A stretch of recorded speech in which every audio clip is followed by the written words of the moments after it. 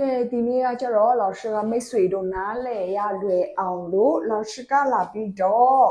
နော်တခါတည်းလက်တွေ့ပြပေးမှာနော်လက်တွေ့ပြပေးမှာအခုက老师ဘယ်မှာရောက်နေလဲဆိုတော့洗手间လို့ခေါ်တယ်ဒီရေချိုးခန်းအိမ်တာနော်洗手间ဆိုတာကရေချိုးခန်းအိမ်တာဒါမှမဟုတ်老师တို့ဘယ်လိုခေါ်လို့ရလဲအိမ်တာပေါ့နော်厕所နော်ဒါမှမဟုတ်ရေချိုးခန်းလို့လည်းပြောလို့ရတယ်ပေါ့နော်浴室နော်အဲ့ဒါလည်းခေါ်လို့ရတယ်နော်ဒါဆိုရင်老师တို့ဘယ်နားရောက်နေလဲဆိုတော့လောလောဆယ်နော်ဒီမှာ老师တို့ကဘေးစင်မှာရောက်နေတယ်ဘေးစင်အရင်ပြောပေးမယ်နော်ဘေးစင်ကကျတော့洗手台ဘေးစင်ဒါမှမဟုတ်洗手台လို့မခေါ်ဘူးဆိုရင်နော်洗手池လို့ခေါ်လို့ရတယ်ဘေးစင်ပဲ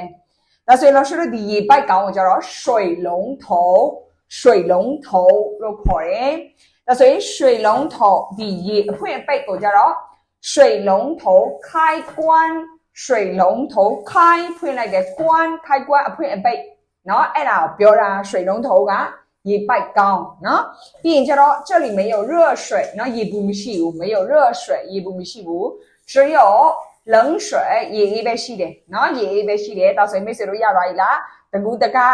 လာပြီးတော့လက်တွေ့เนาะလက်တွေ့ပြပြီးတာเนาะအဲ့ဆိုရင်ကိုကကျတော့ဟိုတယ်မှာပဲအလုပ်တော့လုပ်လို့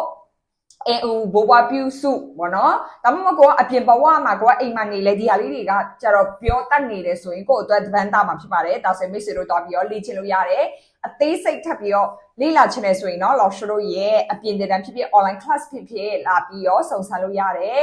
လာပြီးတော့အမြင်တက်ချင်တယ်ဆိုရင်အမြင်ပြောတတ်ချင်တယ်ဆိုရင်အမြင်ဆုံးလာပြီးတော့ join လိုက်ပါအားလုံးကျေးဇူးတင်ပါတယ်谢谢大家ဒီချက်ကြိုလေးပါ